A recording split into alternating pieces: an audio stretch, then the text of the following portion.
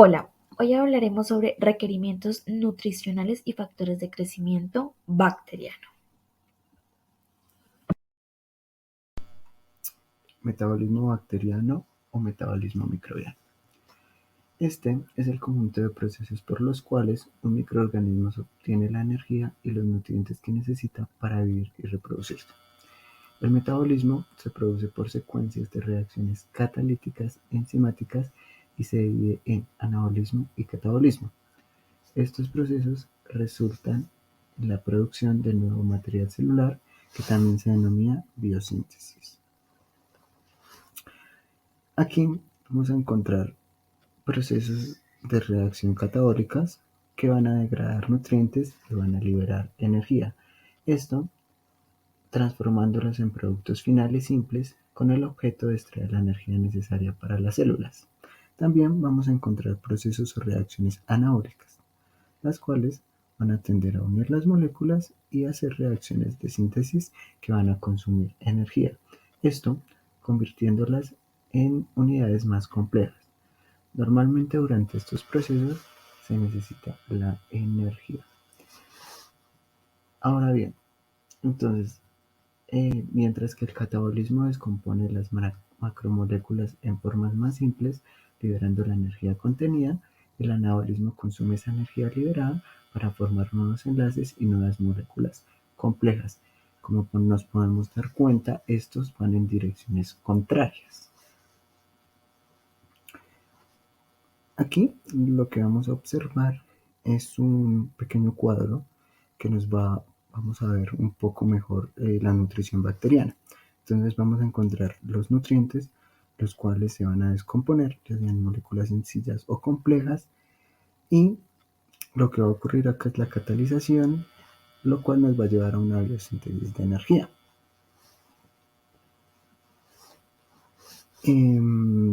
Estos se van a clasificar en tres: los universales, que son el agua, el dióxido de carbono, los fosfatos y las sales. También los particulares, donde vamos a encontrar el nitrógeno y el azufre. Y por último, los factores de crecimiento, como las vitaminas y las coenzimas.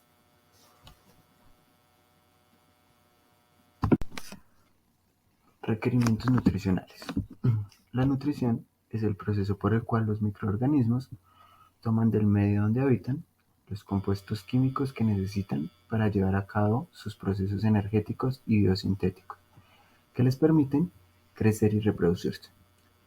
Los requerimientos nutricionales de cada grupo microbiano están dados por la composición química de las células que los constituyen y sus características genéticas, las que determinan sus propiedades fisiológicas y su capacidad para utilizar y transformar los compuestos que se encuentran en el ambiente en el que se desarrollan. En general, los requerimientos nutricionales de los microorganismos reflejarán el ambiente natural en el que viven. Este conocimiento y el uso de medios de cultivo de composición química definida son de primordial importancia en el estudio de la nutrición microbiana, cuyas características varían ampliamente entre los microorganismos.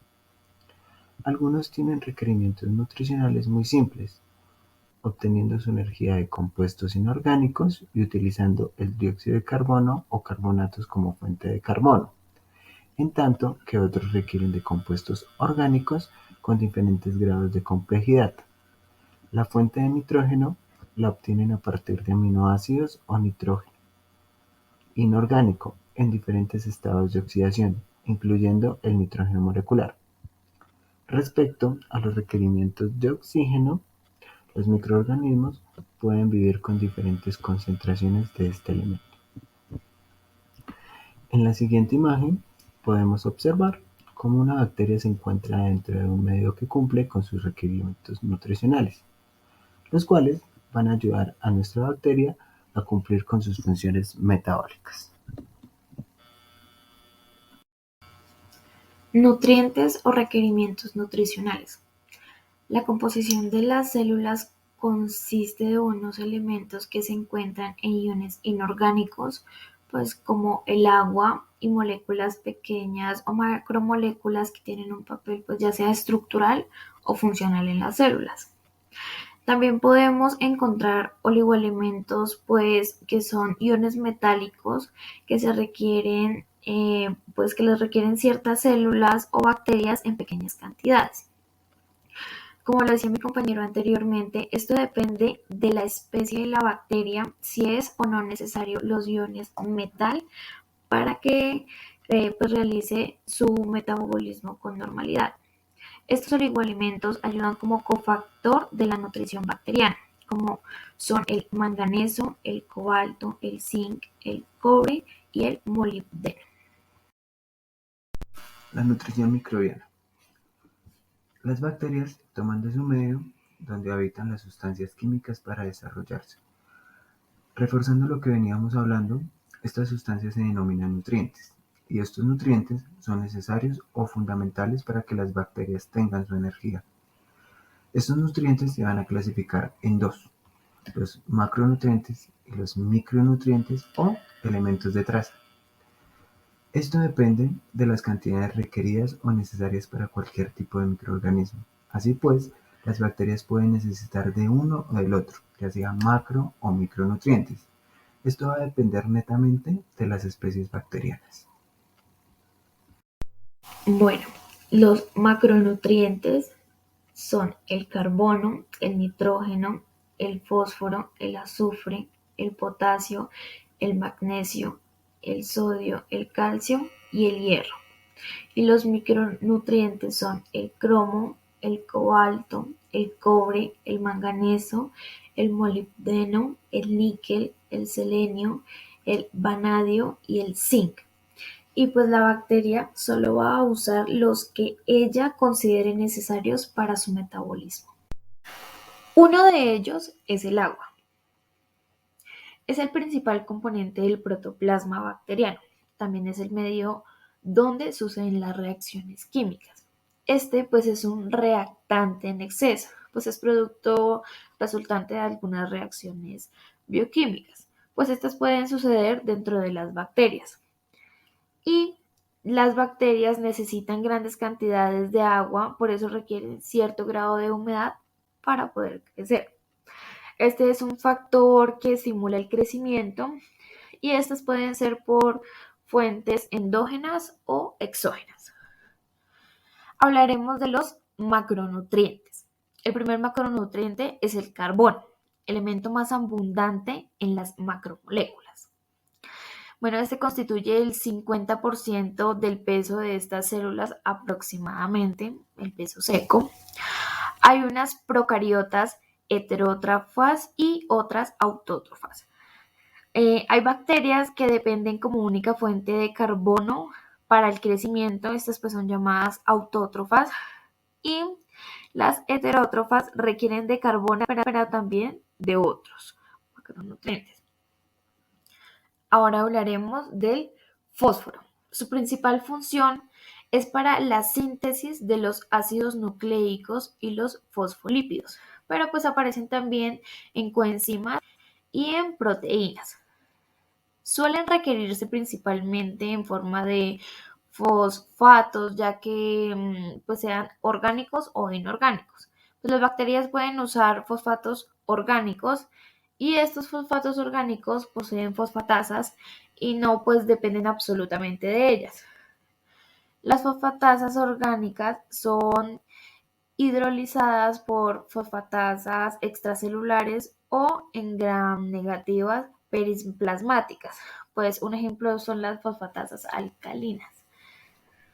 Ahora hablaremos del nitrógeno, pues son elementos importantes para los microorganismos y se encuentran en células en estado reducido. El radical NH2 forma parte de los aminoácidos y de las bases nitrogenadas.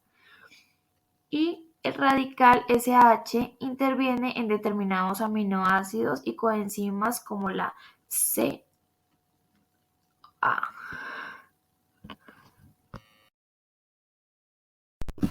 El hierro. El hierro participa en muchas moléculas implicadas en los procesos de respiración como los citocromos y las ferroproteínas no hemicas. También intervienen como cofactor de ciertas enzimas. Las bacterias disponen de una serie de moléculas denominadas sideroforos capaces de captar este hierro. El hierro, principalmente como ion ferroso, suele estar acomplejado en la naturaleza formando sales insolubles. Las sales minerales son fuentes de aniones y cationes para la misma célula. Estos son los más importantes: el ion potasio, el ion magnesio y el ion calcio. El ion potasio interviene en la activación y en la variedad de enzimas, influyendo en la síntesis de proteínas. Por ejemplo, en las gram positivas están asociadas en los ácidos teicoicos de la pared. El ion magnesio estabilizará los ribosomas, las membranas y los ácidos nucleicos de las bacterias. También sirven de cofactor en muchas reacciones, especialmente las que implican la transferencia de grupos fosfatos. Participa en las clorófilas y en las bacterioclorófilas de bacterias fotosintéticas. El ion calcio es un factor de ciertas enzimas como proteínas. El manganeso es un cofactor de ciertas enzimas y a veces puede sustituir al magnesio. El cobalto se requiere casi exclusivamente para la vitamina B12. Por otro lado, el zinc interviene en la estabilización de los complejos enzimáticos como los del ADN y el ARN polimerasas. Y el níquel participa en hidrogenasas y enzimas que captan o liberan hidrógeno. Factores de crecimiento. En la siguiente tabla tenemos el factor o vitamina y su función principal. Tenemos la aminobenzoico y su función, el precursor del ácido fólico. El ácido fólico es el metabolismo del compuesto C1, transferencia de grupos, metilo. La biotina, biosíntesis de ácidos grasos, fijación de CO2. Cobalamina, reducción y transferencia de compuesto C1, síntesis de desoxirribosa. Los factores que influyen en el crecimiento bacteriano son los siguientes. Temperatura. Para algunos microorganismos las bajas temperaturas retrasan e incluso paralizan el crecimiento. Humedad. El agua es un elemento indispensable en la vida, incluso pues para los microorganismos. Cuanto mayor sea el contenido de agua en un alimento, más fácil será que crezcan en él los microorganismos contaminándolo y alterándolo. Acidez. El pH es una medida de la acidez de un medio. Nutrientes. Las bacterias necesitan más proteínas y aunque necesitan azúcares, las concentraciones muy altas de estos impiden su crecimiento. Por eso las bacterias proliferan mejor en alimentos como el huevo, la carne o la leche que tienen altos contenidos de proteínas y baja de azúcares. Tiempo. Junto con las anteriores, es la más importante causa de proliferación. A más tiempo, más posibilidad de reproducción. Oxígeno. Algunos organismos necesitan la presencia de oxígeno para poder vivir o desarrollarse. Se denominan aerobios o aeróbicos. Vitaminas. Estas se dividen en dos grupos, hidrosolubles y liposolubles. La vitamina A, D y E no son necesarias para el crecimiento de las bacterias. Las vitaminas hidrosolubles, excepto el ácido ascórbico, son necesarias para el crecimiento bacteriano. La mayor parte de las vitaminas hidrosolubles son componentes de diferentes coenzimas. En los medios indefinidos se utilizan como fuente de vitaminas el estrato de las levaduras. La permeabilidad y el transporte. La membrana plasmática controla el paso de los nutrientes desde el interior de la célula, así como hacia el exterior de la célula. Hablaremos de dos mecanismos importantes para la regulación del transporte de nutrientes.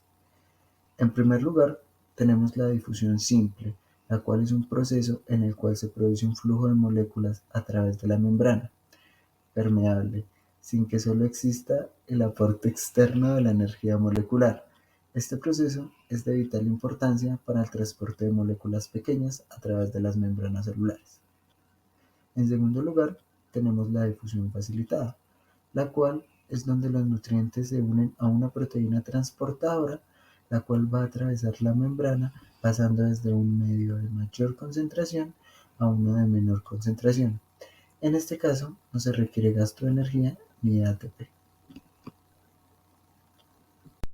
El transporte activo.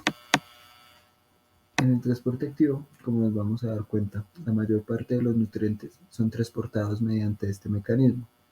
Este proceso es el que permite concentrar altos niveles de nutrientes necesarios para las actividades metabólicas dentro de la célula.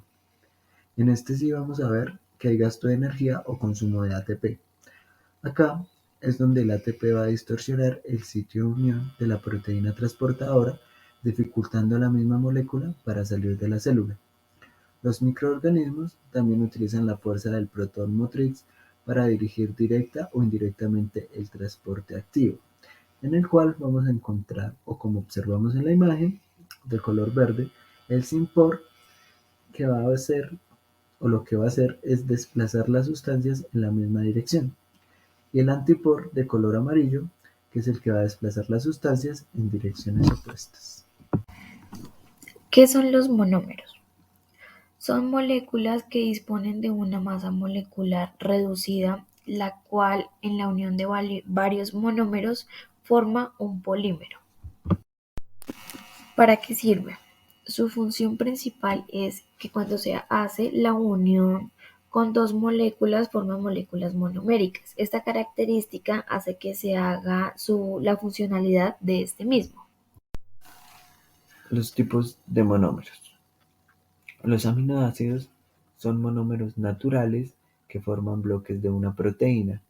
Una vez estos se unen entre sí, se doblan y se retuercen, forman la proteína. Los monómeros de los aminoácidos pueden unirse de diferentes maneras, las cuales van a formar tres tipos de proteínas. Existen 20 aminoácidos y estos mismos monómeros se unen entre sí para que estas proteínas cumplan sus funciones. Los nucleótidos son monómeros que se unen para formar ácidos nucleicos. Los bloques que forman el ARN y el ADN, en este caso, como estamos hablando de bacterias, están constituidas por la molécula de ácido desoxirribonucleico como el ADN. Esta se presenta en una doble cadena circular de nucleótidos. Los nucleótidos tienen tres componentes que se unen a las bases nitrogenadas, el grupo de fosfato y un azúcar de 5 carbonos. Los monosacáridos son monómeros que son la forma más simple de los azúcares. Los monómeros tienen tres componentes principales: el oxígeno, el hidrógeno y un número no tan grande o relativo de átomos de carbono. Existen varios tipos de monosacáridos. Algunos son la glucosa, la ribosa y la fructosa. A través de la síntesis de la deshidratación, los monosacáridos se unen para formar carbohidratos más grandes, y también hay un disacárido que puede ser la sacarosa, que se forma de la unión de dos monosacáridos. Un polisacárido puede ser la celulosa y se forma de la unión de tres monosacáridos. También tenemos los ácidos grasos. Estos son monómeros que forman muchos tipos de lípidos y forman uniones de cuatro tipos principales de macromoléculas biológicas.